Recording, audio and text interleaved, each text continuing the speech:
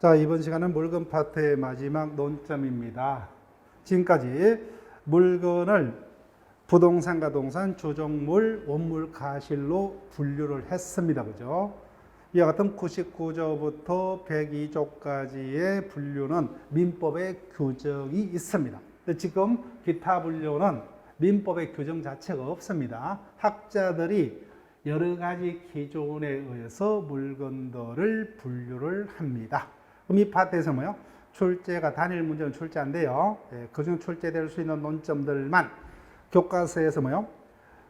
쭉 서술이 되어 있지만 그 서술들을 다 외우려고 노력하지 마시고 제가 부탁드린 것만. 자, 먼저 물건은 여러 가지 어떤 부속품 등으로 물건들이 만들어지죠. 그때 그 부속품들의 결합 정도에 따라서 물건을 단일물, 합성물, 집합물로 분류를 합니다. 그때 시험의 대상이 될 수 있는 건 집합물밖에 없어요. 우리 눈에 보이는 대부분의 물건들은 뭐요? 합성물 형태로 존재하는 게 제일 많아요. 자, 그럼 단일물이라면 책 한 권이요. 대표님애가 책을 만들 때는 낱장의 종이들이 모여서 그죠? 종이라는 그 부속품들이 모여서 책이 완성됩니다. 살 때는 돈 주고 사죠. 물건 맞아요. 그렇지만 모여서 책 한 권이 되었다면 그 낱장의 종이들은 의미가 있다 없다? 없어요. 이와 같이 각 구성 부분이 개성을 잃고 전체가 뭐예요? 거래상의 하나의 물건으로 취급됩니다. 이와 같은 물건을 단일물. 뭐 책 한 권, 접시 한목 이런 것들이라고 그러죠. 접시 한매. 자, 그 다음 합성물. 합성물은 우리 주위에 보이는 대부분이 합성물이에요. 보석 반지를 가지고 설명을 할게요. 금링이 있어요. 그 자체도 개성이 있죠. 그 위에 다이아가 올라 앉았습니다. 팔릴 때 따로따로 팔립니까? 하나의 보석 반지로 팔려요? 후자죠. 그죠? 이와 같은 관계에 있는 물건을 합성물이라 합니다. 즉, 각 구성 부분이 여전히 개성은 있지만 뭐예요? 팔릴 때는 전체가 하나로 그죠. 대표적인 게 뭐 자동차, 선박, 우리 주위에 존재하는 대부분의 물건들이 이에 해당합니다. 그런데 금방 봤던 단일물과 합성물은 뭐예요? 사고 팔릴 때 하나로 팔리죠. 하나의 물건이에요. 하나의 물건입니다. 근데 시험 문제는 요거예요. 집합물. 체크를 하시고. 집합물은 뭐예요? 말 그대로 여러 개의 물건들이 모여 있습니다. 대표적인 게 상점에 있는 상품 정보, 도서관에 있는 책들 정보. 굳이 외울 필요 없어요. 이와 같이 여러 개의 물건들이 뭐예요? 모여서 경제적으로 단일체로 거래되는 이와 같은 성질의 물건을 집합물이라 합니다. 자, 지금부터요. 우리가 지난주에 배웠던 거죠. 하나의 독립된 물건만이 하나의 물건의 객체가 될 수 있다. 이를 일물 일건주의라 했다. 근데 집합물은 여러 개의 물건이기 때문에 일물 일건주의 원칙에 의하면 뭐예요? 하나의 물건이 아니라는 겁니다. 원칙. 하나의 물건이 아니죠. 그죠? 하나의 물건이 아니에요. 여러 개의 물건입니다. 자, 그런데 여러 개의 물건을 뭐예요? 법적으로 여러 개라 해서 그것은 낱낱이 거래하려면 너무 복잡하죠. 그죠? 그래서 여러 개의 물건들이 뭐예요? 집합물 형태로 존재하고 있을 때 그 집합물 전체는 뭐예요? 여러 개의 물건이 아니라 하나의 물건으로 뭐예요? 취급해서 한꺼번에 거래를 할 수 있다면 아주 편리하겠죠. 그래서 예외적으로 이와 같은 집합물 전체를 하나와 같이 뭐예요? 다루어야 할 경제상의 필요성이 인정이 되고, 그 다음에 물건은 배타적 지배권이죠. 그래서 이와 같은 물건 거래 안전에서는 물건 거래의 내용을 공시를 할 수가 있어야 되죠. 그래서 이와 같은 집합물을 공시할 수 있는 수단이 있다면은 집합물 전체를 뭐야? 하나의 물건으로 취급할 수 있다. 그 대표적인 게 뭐예요? 공장, 재당, 처당법 등입니다. 자, 내가 공장을 운영해요. 그럼 공장 재산을 구성하고 있는 것은 토지도 있고 뭐요? 공장 부지도 있고 공장 건물도 있고 뭐요? 공장에 존재하는 각종 기계들도 있고 뭐요? 노하우도 있고 있겠죠. 그죠?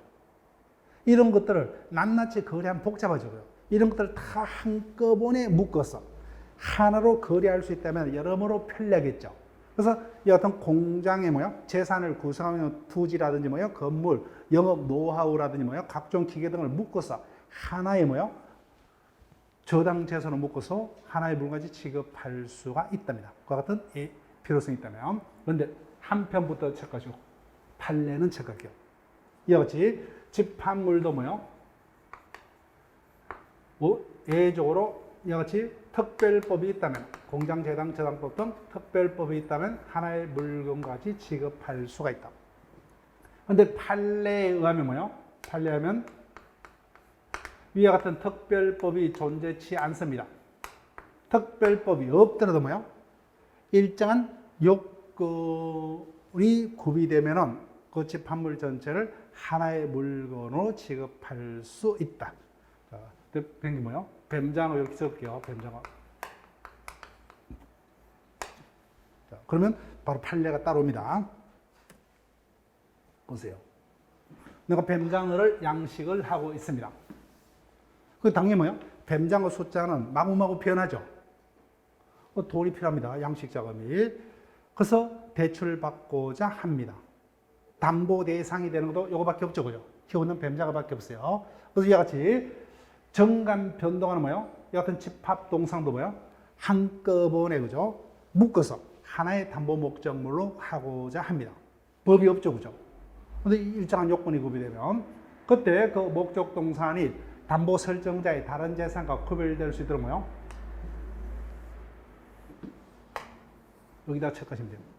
종류, 장소, 수량 등의 지정 방법에서 뭐요? 다른 물건과 뭐요? 특정이 될 수 있다면 뭐요? 집합, 정감 변동하는 뱀장어 전부를 뭐요? 하나의 담보의 대상으로. 자, 그러면 다시 한번요. 교과서 내용은 많지만은 그냥 우리는 두 줄로 기억합니다. 집합물은 원칙적으로 하나의 물건이 아니다. 그죠? 다만 공장, 재당, 저당법 등 특별법이 존재하면 하나의 물건으로 취급할 수가 있다.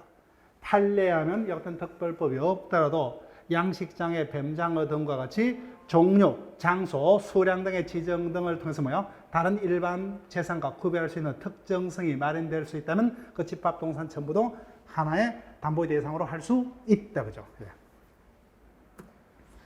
자, 그 다음에 학문상의 분류. 자, 쉽게 합니다. 그러면 당연히 뭐요?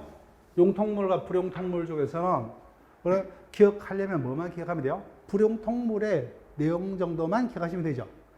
당연히 우리 주에 존재하는 대부분의 물건은 거래 대상이 될 수 있는 용통물이다. 그죠? 근데 일정한 물건은 거래 대상으로 할 수가 없어요. 첫 번째가 공용물이에요. 공용물 제목 체크하시고. 관공서 청사가 대표지다. 그죠? 누구 겁니까? 국가 또는 지자체 소유죠. 공공기관의 소유입니다. 엔더, 용도도 뭐요? 공적인 용도에 제공이 되죠. 이와 같은 성질의 물건을 공용물. 어떠한 물건이 공용물이냐 정도는 구별할 수 있는 정도로. 그 다음에 공공용물 제목 체크하시고. 예를 보니까 뭐요? 도로, 하천, 공원, 이런 것들이 공공용물의 예들아, 그죠? 자, 도로를 가지고 설명할게요. 도로는 소유자가 국가나 지자체 등 공공기관일 수도 있고 개인이 부지의 소유자일 수도 있죠. 즉 소유자가 누구냐는 따지지 않습니다. 그런데 이 같은 도로라든지 공원, 항만 이런 것들은 누가 이용합니까? 우리 일반 대중이 이용하죠. 그죠? 이와 같은 성질의 물건을 공공용물이라 합니다. 따라서 이와 같은 물건이 뭐예요? 공용물, 공공용물인 경우는 뭐예요? 거래 객체가 되지 못한다. 그죠? 금지물은 법에서 거래할 수 없는 물건. 법으로 거래가 금지되는 물건. 아편 등 마약물 등 각종 위조품들, 문화재, 뭐 불법 총기 이런 것들이다. 그죠? 다만 공용물과 공공용물은 거래 대상이 될 수 없다. 다만 뭐예요? 용도가 폐지가 됐죠. 즉 청사가 너무 좁아서 외곽지에다 뭐야? 새로 신청사를 넓게 지어서 이사 갔습니다. 구청사는 이제는 필요가 없는 존재가 됐죠. 그때는 당연히 거래할 수가 있다. 도로 똑같습니다. 도로로 사용되고 있는 경우에는 아무리 뭐요? 내 땅이라도 거래할 수가 없죠. 그런데 옆에다가 새로운 도로를 넓게 개설했고 구도로는 폐쇄시켰습니다. 이제는 더 이상 도로로 사용되고 있지 않다. 그죠? 그때 당연히 거래할 수 있다. 예. 그래서 확인만 하시고. 자, 그 다음.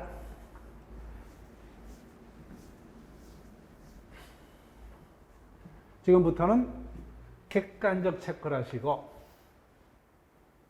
가분물, 불가분물, 대체물, 부대체물, 소비물, 비소비물, 여기까지는 뭐요? 물건이 가진 성질에 따른 객관적 구분이다. 자, 그런 정도까지만 우리 시험에서 필요합니다. 민법 총칙에서는. 자, 예를 보세요. 금전, 토지라든지 곡물, 이런 것들은, 자, 토지가 있어요. 1000평이 있습니다. 각각 200평씩 뭐요? 5필지로 분할을 하고자 합니다. 가치 손상이 있다 없다? 없어요. 그죠? 하나의 물건을 가치 손상 없이 여러 개의 물건으로 나눌 수 있다. 이를 가분물이라 합니다. 불가분물 보니까 건물, 거림, 소, 말 등이 있어요. 경주말을 친구 몇 명이서 뭐요? 투자해서 샀습니다. 싸웠습니다. 우리가 뭐요? 투자 액수만큼 칼로 자르죠. 그죠? 이젠 더 이상 경주마가 될 수가 없죠. 그렇지? 가치 손상 없이는 분할할 수 없는 물건을 불가분물. 그 다음 대체물, 부대체물. 내가 어느부터 돈을 빌렸습니다. 당연히 빌렸으니까 갚아야 되겠죠. 갚을 때 빌린 그 돈 자체가 아니라 뭐요? 같은 액수의 다른 물건을 오죠. 즉 동종의 다른 물건으로 대체해서 거부할 수 있는 물건을 대체물. 그런데 거림, 골동품, 건물 등입니다. 다음부터 건물을 임대차로 빌려서 사용하고 있습니다. 근데 임대차가 끝났어요. 그럼 반환해야 되겠죠.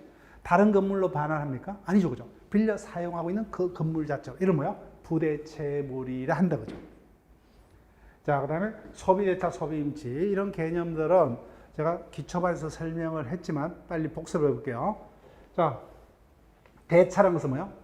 빌리고 되돌려 갑니다. 그죠? 앞에 소비자가 붙었어요. 그때 빌린 자가 뭐요? 그 빌린 물건은 자기가 소비하고 뭐요? 같은 종류의 다른 물건으로 되돌려 갚는 이와 같은 대차 관계를 소비대차. 대표적인 게 은행으로부터 돈을 빌려서 사용하는 금전 소비대차죠. 그 다음에 소비임치자가 붙어있죠. 그죠? 임치란 것은 물건을 보관을 맡기는 계약입니다. 임치계약. 맡기는 자는 뭐요? 임치인. 맡아서 보관하는 자는 뭐요? 수치인. 앞에 소비자가 붙었죠. 그래서 수치인이 뭐요?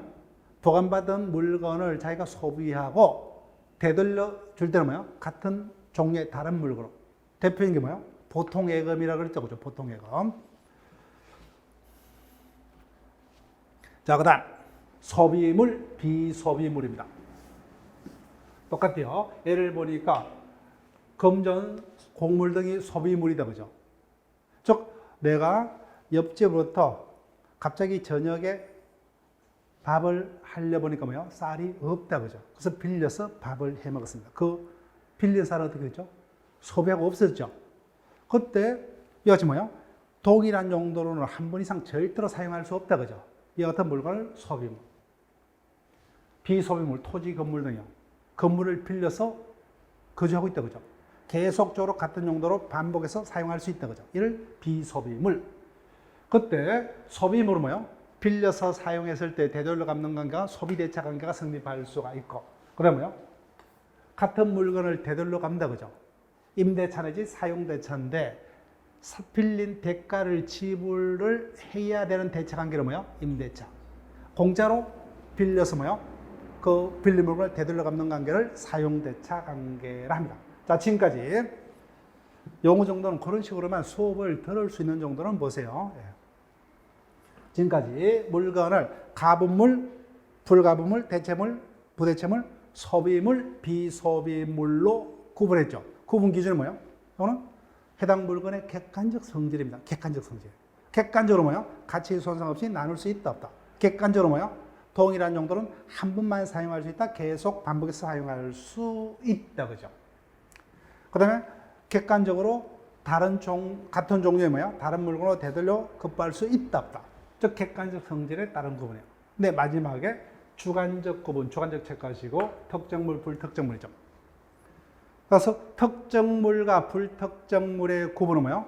객관적 성질에 따른 구분이 아닌 당사자의 의사에 따른 주관적 구분이다. 그런 정도로만 시험 장소에서 찾아낼 수 있으면 돼요.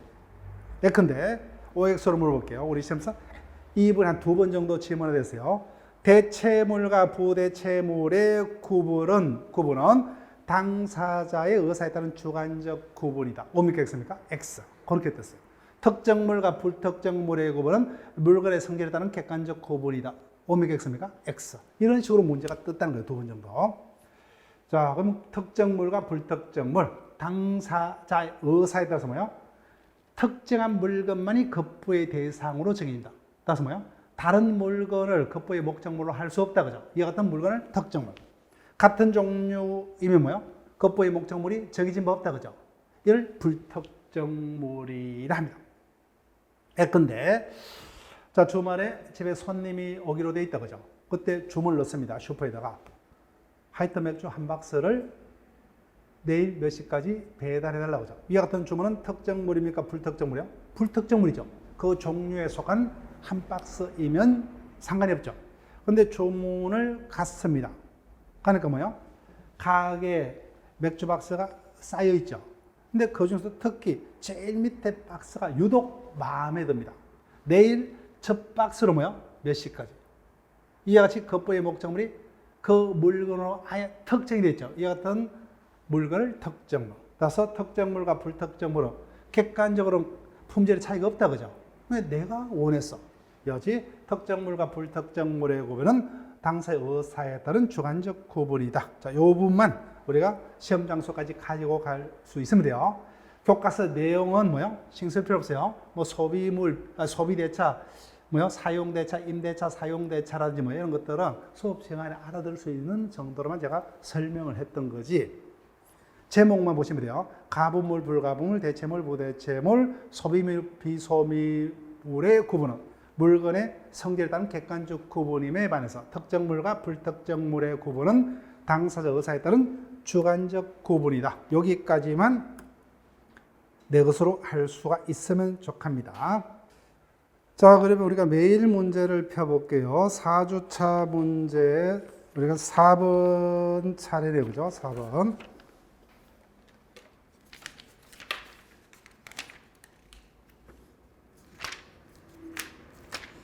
자, 4번 봅니다. 물건에 관한 설명 중 틀린 것은 1번 특정물, 불특정물 체크하시고 주관적 체크하시면 되죠. 물건을 특정물과 불특정물로 구분하는 기준은 주관적 맞죠? 그죠? 주관적 구분이다. 나머지는 뭐요? 객관적이다. 그죠? 객관적. 그 다음 온천수 밑줄 것이고 마지막 줄 토지의 구성 부분 밑줄 볼게요. 온천수, 지하수 등 뭐요? 언제나 토지의 일부죠. 그죠? 네, 독립한 물건이 아니다. 그죠? 당연히 온천수 누구 겁니까? 토지 소유자. 그죠? 따라서 토지 소유권의 범위에 속한다. 그죠? 그 다음에 3번. 언제부터 건물이냐? 최소한 기둥과 지붕 주벽이 갖춰져야 한다. 맞습니다. 그 다음에 등기된 임목 밑줄 것이고 임목은 원칙 토지 일부지만 임목법에 따라서 등기된 임목은 토지야 독립한 부동산, 독립한 소유의 객지인다. 등기가 되었기 때문에 어떻게 해요? 저당권의 객지가 될 수도 있다. 그죠? 예, 틀렸습니다. 5번은 설명할 필요도 없죠. 외울 필요도 없습니다. 5번 질문으로 갑니다. 주물과 종물에 관한 설명 중 틀린 것은 자, 1번 주물 자체형과 직접 관계가 없는 물건 거기다 체크할게요. 제일 많이 떴어요. 키 포인트를 잡으세요. 주물 자체의 형과 직접 관계가 없는 물건은 종물이 아니다고 되어 있죠. 앞부분 볼 필요도 없죠. 그죠? 즉 종물이 되려면 주물 자체형에 도움 주는 물건이어야만 합니다. 그 정답 바로 1번. 그래서 본 시험에서는 1번만 봐야 되죠. 그죠? 자, 우리는 연습을 하기 때문에 나머지 지문을 확인합니다. 2번. 주종물 사이에서는 장소적 밀접한 관련 관계가 인정되어 있다. 이를 어떤 단어를 씁니까? 부속관계다. 그죠? 부속관계. 그 다음 독립된 물건 체크를 하시고 종물은 주물과는 독립한 물건. 독립한 물건이기만 하면 동산, 부동산은 불문하죠. 그죠? 그 다음, 횟집과 수족 관책 가시면 되죠. 그럼 수족관은 당연히 횟집의 종물 맞죠. 그죠? 대표인 주종물 관계다. 정화조 책 갈게요. 정화조는 건물의 구성 부분이지 독립성이 없음으로 종물이 되지 못한다. 유류 저장 탱크도 똑같죠. 그죠? 똑같습니다. 자, 지금까지 물건 파트까지 우리가 봤습니다. 자, 지금껏 뭐요? 우리가 배운 내용들이 민법 서론 파트. 그 다음에요. 권리 주체인 자연인과 벌. 그 다음에 권리 객체인 물건까지 봤습니다. 자, 여기까지가 뭐요? 최대한 10문항 정도가 출제가 될 수가 있습니다. 지금부터 제5장 법률행위 파트로 갑니다. 지금부터 많은 숫자가 시험에서 출제될 거예요. 법률행위 파트. 자, 법률행위란 우리가 항상 계속 반복할 거예요. 법률행위. 앞으로 일단 뭐야? 행위가 있으면 일반적으로 법률자가 생략된 걸로 보고 읽으시면 돼요. 자, 그럼 진행을 합니다. 권리변동. 우리가 교과서 분량인데 몇 페이지냐면은 144페이지부터 148페이지까지요. 여기까지가 우리가 제일 하기 싫고 솔직하게 말하면 뭐요? 제일 힘든 파트 중에 하나입니다. 민법 총칙 중에서는.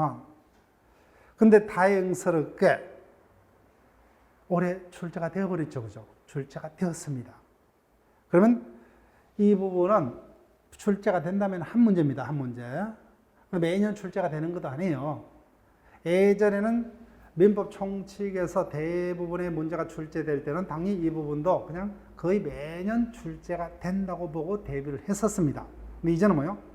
민법 총칙에서 60% 24문항밖에 출제가 안 되므로 이 부분은 해마다 안 해요. 출제를 하고 싶더라도 이제는 뭐요? 단일 문제로보다는 5개 지문 중 하나 정도를 섞었어. 그렇게 정도 출제가 되지 단일 문제로 출제된 건 한 5년에 걸쳐서 한 번 정도 출제가 됩니다.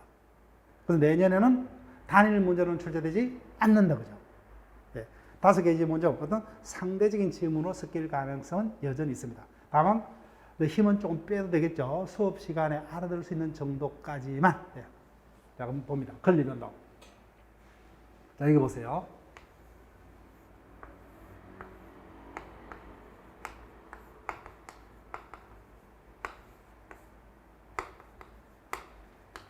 갑이 매도인이라면 어른 당연히 매수인이겠죠.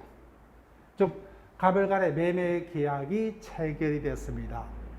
그러면 갑에게는 어떤 권리가 생겼습니까? 약속한 대금을 받을 권리가 매도인에게 생겼고 반대로 뭐요? 매수인에게는 어떤 권리가 생겼다? 매매의 목적이 된 토지의 소유권을 넘겨받을 권리가 발생했다고 하죠. 즉 없던 권리가 매매라는 원인 때문에 이 어떤 권리가 발생했죠. 그다음 그래서 매매 대금이 3억입니다. 근데 여러 차례에 걸쳐서 지급이 됐다. 그래서 벌써 몇 차례에 걸쳐서 중도금이 지급이 되었습니다. 그럼 갑에 3억 받을 권리가 뭐예요? 변경이 됐죠. 그래서 권리의 변동이 났습니다. 근데 이자가 최종적으로 다 잠깐이 지급했다. 그럼 갑의 을에 대한 대금 받을 권리는 이자는 존재치 않는다. 그죠? 대금 받을 권리가 없었죠.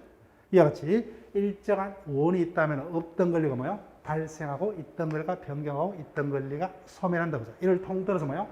권리의 변동이라 합니다. 이를 다른 말로 권리 주체 입장에서 보면 뭐예요? 없던 권리를 취득했다. 그죠? 있던 걸 잃어버렸다. 권리의 덕실 변경으로 읽을 수 있다. 그죠? 굳이 할 필요 없죠. 쉽게 이렇게 이해를 하시면 돼요. 자, 그럼 권리의 변동에는 세 가지가 있죠. 발생, 변경, 소멸. 그죠? 즉, 발생은 다른 말로 나의 입장에서는 없던 권리를 취득했다. 그죠? 취득으로 보시면 돼요. 그 취득은 아주 다양하게 있겠지만 그 취득은 뭐예요? 다시 크게 두 가지로 나눌 수가 있다는 거예요. 두 가지로. 즉, 원시 취득과 승계 취득으로 나눌 수가 있습니다. 그럼 중요한 것은 뭐예요? 원시 취득인데 우리는 상대 개념이기 때문에 승계 취득은 뭐예요? 먼저 보고 원시취득은 뭐요? 성계취득이 아닌 것은 다 어디로요? 원시취득으로 포함을 시키면 돼요. 그러니까 취득에는 두 가지 종류밖에 없어요. 크게. 성계취득 아니면 뭐요? 다 원시취득. 반대로 원시취득이 아닌 것은 뭐요? 다 성계취득이요. 자, 그럼 성계취득. 말 그대로 뭐요? 기존의 권리자가 가졌던 권리 뭐요? 새로운 권리자가 뭐요? 성계에서 취득한 것은 뭐요? 성계취득이라 합니다. 자, 그럼 이 부분이 답이 되는 경우는 없습니다. 근데 이해를 하셔야 돼요. 예. 이해하시면 쉬워요. 이자는 기존의 권리자가 가졌던 권리를 성계에서 취득한 거죠. 그럼 한계가 있어요. 따라서 신권리자는 구권리자가 가졌던 권리 이상은 절대로 성계할 수 있다 없다? 없다 그죠. 또 하나, 갑의 기존 권리에 어떤 흠이 있습니다. 이자가 갑의 권리를 성계했죠. 그럼 이자는 깨끗한 권리를 성계합니까? 흠 있는 기존 권리를 성계해요? 당연히 흠 있는 기존 권리. 즉 갑의 권리를 그대로 성계하는 거니까. 여기까지는 어렵지 않았습니다. 즉 이자의 권리 취득은 뭐예요? 기존 권리자의 권리를 성계해서 취득하는 거예요. 그런데 이자가 무권리자입니다. 권리가 없어요. 그럼 이자는 갑의 권리를 성계해서 취득하는 것은 있을 수 있다 없다? 없어요. 따라서 구권리자가 뭐예요? 아예 권리가 없다 그죠? 무권리자라면 성계 취득은 불가능해요. 불가능. 그럼에도 불구하고 뭐예요? 이자가 무권리자인데 이자가 권리를 취득했다. 그럼 이 을의 권리 취득은 뭐예요? 성계 취득이 아니기 때문에 무슨 취득이요? 원시 취득이란 거예요. 원시 취득. 따라서 구권리자가 무권리자라면은 신권리자는 뭐예요? 성계 취득은 불가능이다 그죠? 그럼에도 불구하고 이자가 일정한 권리를 취득했다. 그러면 이자의 권리 취득은 성계 취득이 아닌 원시 취득일 수밖에 없다는 겁니다. 이해를 하시고. 자, 이해가 됐다면은 자, 본격적으로 갑니다. 성계 취득은 다시 뭐예요? 두 가지로 나뉩니다. 이전적 성계와 뭐예요? 설정적 성계가 있습니다. 자, 먼저 이전적 성계로 갑니다. 말 그대로 뭐예요? 이전적 성계라는 것은 갑이 가졌던 권리가 뭐예요? 그대로 신권리자에게 그대로 넘어갑니다. 동일성을 유지한 채로 그대로 넘어요.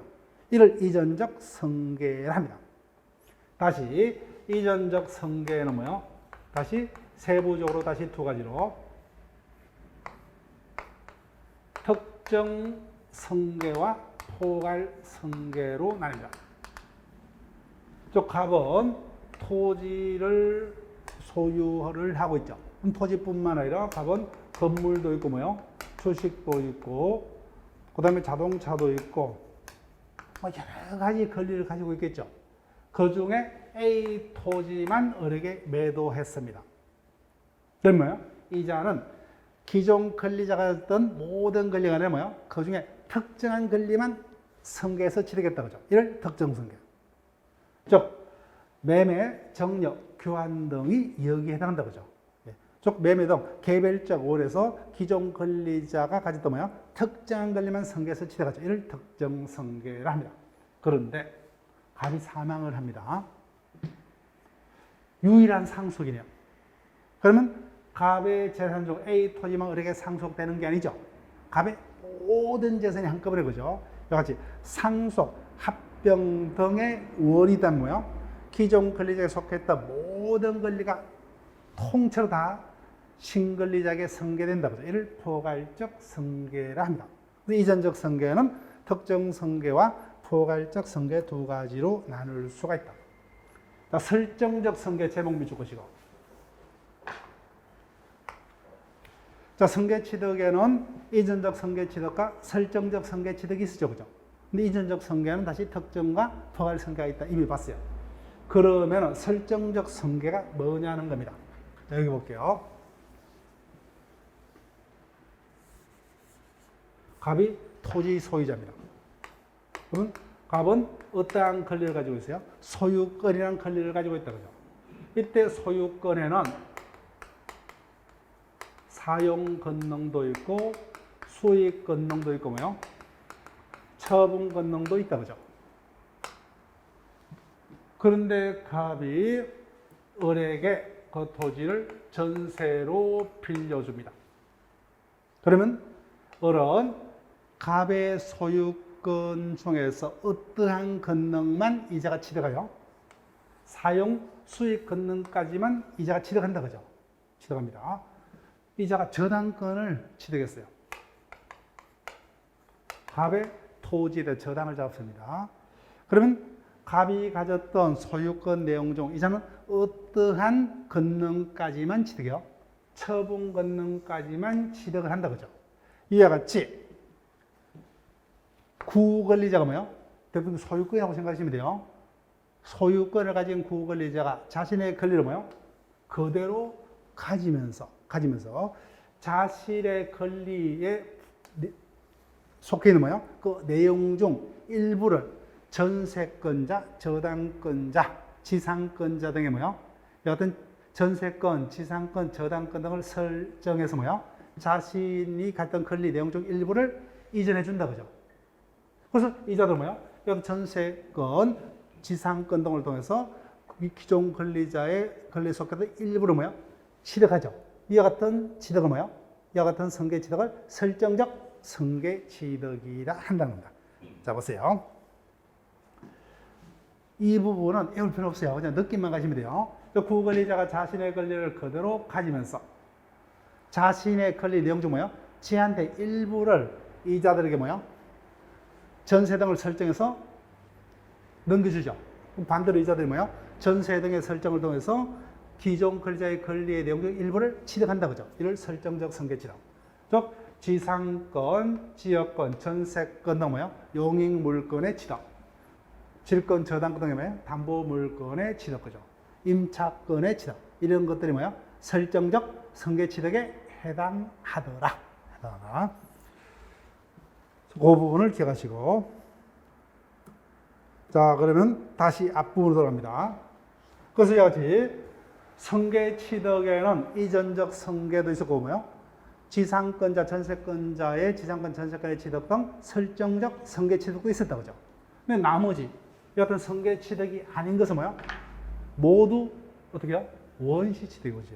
다 승계 취득이 아닌 것은 다 원시 취득입니다. 즉 권리자가 뭐예요? 기존의 타인의 권리를 승계해서 취득하는 게 아니라고요. 자, 새로운 원인에서 처음부터 권리를 취득하는 것을 원시 취득이라 합니다. 자, 대표적인 게 뭐예요? 건물의 신축이죠. 자, 이런 부분은 우리가 물권법에서 그 예를 볼 겁니다. 그 다음 출생으로 인한 인격권, 가족권의 취득이 대표적인 원시가 맞다 그죠? 자, 왜 이게 승계 취득이 아닌 원시 취득인지를 볼게요. 잘 생각해서 우리가 물권법에서 배웁니다.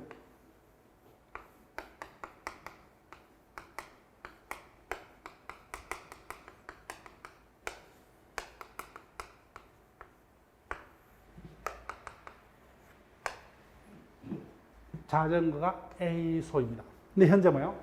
갑이 가지고 있습니다. 빌려서 가지고 있을 수도 있고 뭐예요? 훔쳐서 가지고 있을 수도 있고 주어서 가지고 있을 수도 있죠. 자기가 점유하고 있음을 기하로 어에게 뭐예요? 자기 것이냥 팝니다. 갑은 권리자다, 무권리자다? 무권리자죠. 이자는 아무리 잘못이 없더라도 그 물건을 갑의 소유로 믿었더라도 갑이 무권리자이기 때문에 승계 취득은 가능하다, 불가능하다? 불가능합니다. 그런데 이자가 해당 자전거의 소유권을 취득한다 그죠? 이를 뭐라 해요? 선의 취득으로 우리가 배울 겁니다. 즉 양도인이 무권리자일지라도 뭐요? 동상거래 안전에서 일정한 요건하에 양수인이 선의 무과실로 해당 동산은 뭐요? 선의 무과실로 거래를 통해서 점유를 취득하면은 즉시 이자가 해당 동산의 소유권을 취득하는 제도를 선의 취득제도. 양도인이 권리자가 아니기 때문에 승계 취득은 아니죠. 선의 취득은 뭐예요?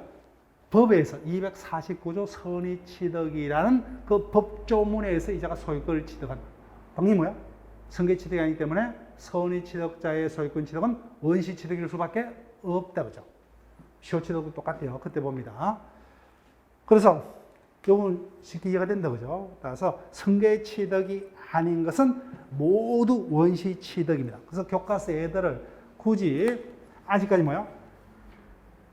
힘들면 이해를 하시고 노력하지 마시고 때가 되면 자동적으로 이해가 됩니다. 그래서 교과서 예를 쭉 볼게요. 144페이지 원취득. 선의취득, 건물의 신축, 시효취득, 유실물습득, 무주물선적, 매장물 발견, 부합 혼합가구인, 첨부 이런 것들이 쭉 애가 되어 있죠. 아직까지 우리가 그 개념을 잘 몰라요. 이런 것들로 인한 소유권 취득이 다 뭐예요? 원시 취득에 해당한 애들에 해당합니다. 자, 그러면은 어떻게 공부를 하시면 돼요? 권리의 취득이란 뭐예요? 성계 취득과 원시 취득으로 나눌 수 있다, 그죠? 근데 우리가 성계 취득은 충분히 이해를 통해서 그 애들을 연결시킬 수가 있죠, 그죠? 그 성계 취득이 아닌 것은 다 뭐예요? 원시 취득으로 몰아가면 됩니다. 자, 그럼 한번 연습을 해볼게요.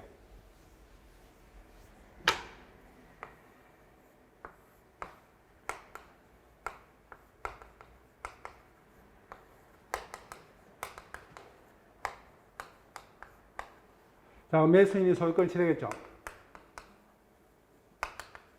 매수인의 소유권 취득. 이거는 당연히 원시입니까, 성계요? 성계 취득이죠. 성계 취득 중 이전적 성계, 설정적 성계 중 어디입니까? 설정입니까? 이전이요? 이전이죠. 이전 중에서 특정입니까? 포괄이요? 포괄이요? 상속이 아닌데요? 특정이잖아요. 갑의 재산 종목요? A 토지 하나만 특정된 권리만 취득했잖아요. 상속, 합병이 뭐예요? 포괄성계. 이전적 성계 취득 중 뭐예요? 특정 성계 취득입니다. 자, 그러면 매도인의 대금 채권 취득.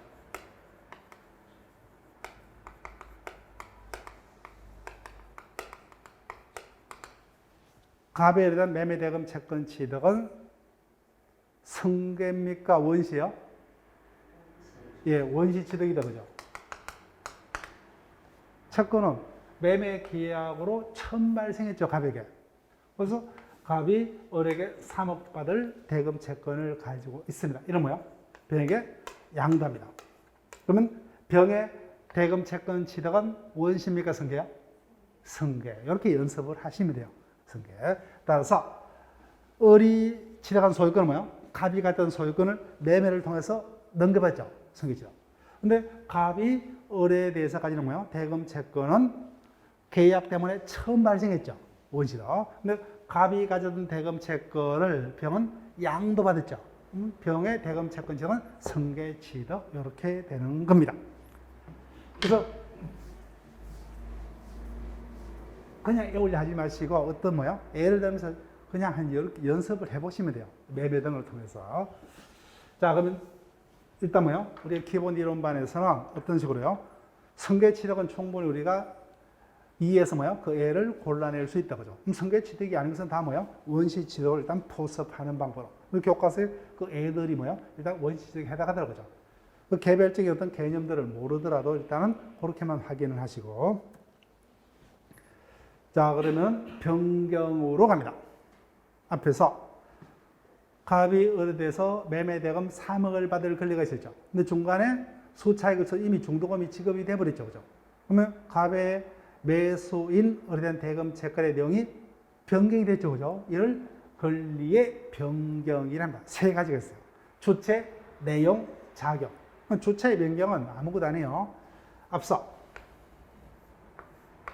토지 매매가 있었습니다. 원래 그 토지에 대한 소유자가 누구였죠? 갑이었죠. 근데 소유자가 이제는 매매로 을로 바뀌었죠.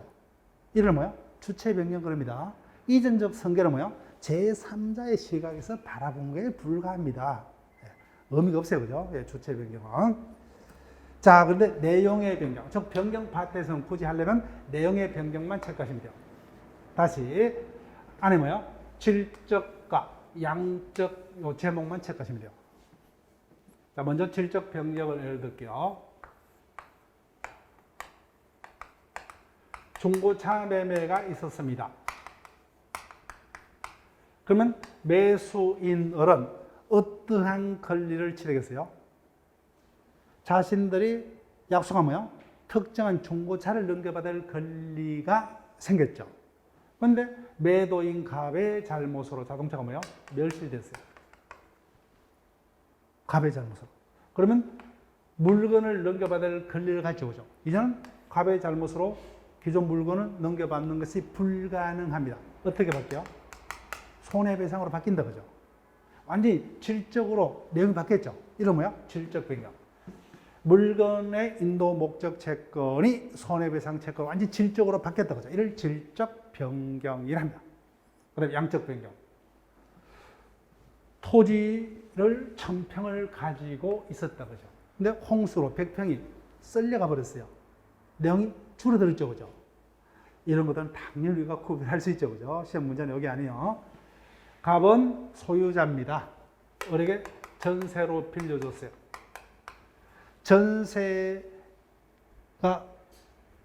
있기 전에 뭐요? 갑은 사용, 수익 권능, 처분 권능 모두를 다 가지고 있었죠. 근데 전세권이 존속하는 동안에는 갑은 소유자지만 사용, 수익할 권능은 있다 없다? 없죠. 그만큼 뭐예요? 소유권의 내용이 그만큼 줄었죠. 그죠? 줄었습니다. 근데 전세가 소멸했어요. 그럼 다시 사용, 수익 권능이 다시 누구에게 되돌아옵니까? 소유자에게 되돌아오죠. 그게 대표적인 양적 변경입니다. 따라서 제한 물건의 설정 소멸로 이라며요. 소유권 내용의 정감이 대표적인 양적의 변경에 해당합니다. 그래서 변경은 뭐예요? 내용 변경은 질적도 있고 양적도 있다. 그 애정동만 찾을 수 있도록 이건 주는 문제죠. 작용의 변경. 갑 소유 토지의 을이 뭐예요? 1번 저당을 가지고 있었다. 그죠? 근데 병이 2번 저당을 잡았습니다. 1번 저당권이 하여튼 이유 불문 소멸되어 버렸어요. 그럼 병의 2번이 몇 번으로 바뀝니까? 1번 그죠? 이게 뭐야? 자기의 변경이 되죠. 그래서 저당권의 순위 성질. 그 다음 뭐요? 임차권 등기를 하게 되면 제3자에게 대항할 수 있죠. 등기하기 전에는 누구에게만 임차권을 주장할 수 있다? 임대인에게만 그죠? 채권. 힘이 세졌다 그죠? 이런 것들이 대표적인 작용의 변경에 해당합니다. 그래서 변경에는 뭐야? 주체 변경, 내용의 변경, 작용의 변경이 있는데 주체 변경은 신경 쓸 필요 없죠. 내용에는 질적과 양적이 있다고 애만 연결시킬 수 있고 작용의 변경은 출제가 될수록 좋다 그죠? 그런 정도. 자, 그다음 소멸로 갑니다. 이제는 용어는 알아요. 절대적이란 단어는 어떤 식으로요? 누구에게나 그죠? 쭉 권리가 절대적으로 소멸했다. 그래서 누구에게나 해당 권리는 소멸해 버렸어요. 다른 말로 그 권리 자체가 뭐예요? 사회에서 없어졌습니다. 없어졌어요. 이게 절대 소멸. 쭉 대표적인 게 건물이 뭐예요? 소실됐어요. 아예 지구상에서 해당 건물은 없어져 버렸습니다. 그럼 해당 건물에 대한 소유권은 존재할 수가 없죠. 목적물의 멸실. 그 다음에 채무를 변제해 버렸어요. 그럼 뭐예요? 채권이 있을 수가 없죠. 이런 것들이 대표적인 절대적인 소멸, 상대적 소멸. 특정한 자에게만 그죠. 즉 권리가 뭐야? 누구에게가 아니라 특정한 자에게만 권리가 없어졌습니다. 이게 뭐야? 아무것도 안 해요. 갑이 소유자 있죠. 근데 우리가 팔았어요. 등기까지 넘겨줘 버렸습니다. 이제는 토지 소유권은 갑에게는 남아있다 안 남아있다? 없죠. 그죠?